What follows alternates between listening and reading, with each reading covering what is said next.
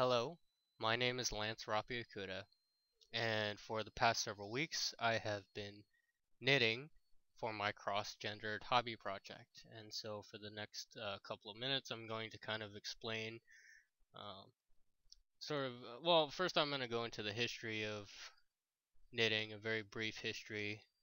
Then I'm going to talk about how it relates, or how my experience in knitting related to some of the course material that we talked about in class, and finally I'll show documentation of uh, some of the screenshots that I took of myself knitting. So without further ado, let's get started. So knitting dates back to as early as the 13th century, when European royalty began to knit various articles of clothing. In these pictures, uh, you can see, you know, European royalty. There's the queen. She's knitting what looks to be a shirt and various other things. Uh, Knitting is considered to be a very feminine activity because it falls right in line with the submissive housewife motif. Um, in media, the old woman is always the one knitting in her rocking chair next to the fireplace. And this is exemplified in this photograph, as we can see here. My personal theory is that men have not historically ventured into knitting as a hobby or as a career. Um, while there have been several cases of celebrities knitting, few of them, few or none of them, were male. Uh, this is a picture of Russell Crowe here, uh, caught knitting, very uncharacteristic of him. The common belief that knitting is for old women stems from women's relegation to traditional functions based on sexuality, reproduction, and childcare, as explained in our reading Both Gains and Gaps. Because of the artistic and non-competitive nature of this leisure hobby, it is generally more acceptable to society that women participated in it rather than men. Pers- uh, Personally, I have traditionally refrained from knitting because I did not want to look gay to my friends or anyone I met. Uh, in my school, it was very socially unacceptable for males to participate in hobbies that are generally considered feminine, like softball or knitting or Barbie dolls and things like that. So that's generally the reason why I refrained from doing so.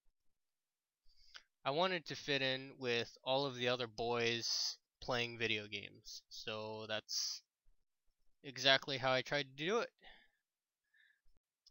Um, so the next couple of slides are going to be my reflection on on my own personal venture into knitting.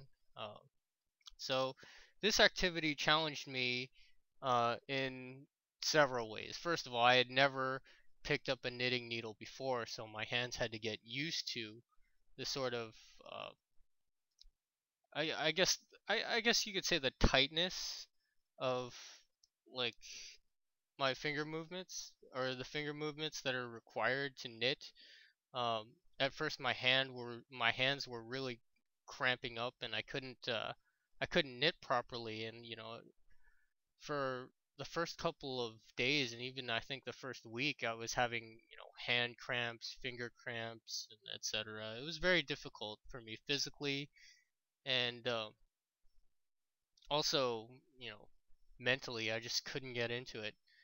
Um, while I was knitting, knitting is kind of one of those things where I got more and more interested in it.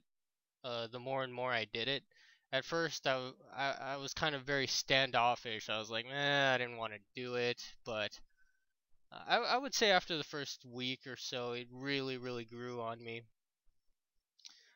Um, After I completed it, oh, click here some slides here. So here you can see my yarn. I used a very red yarn.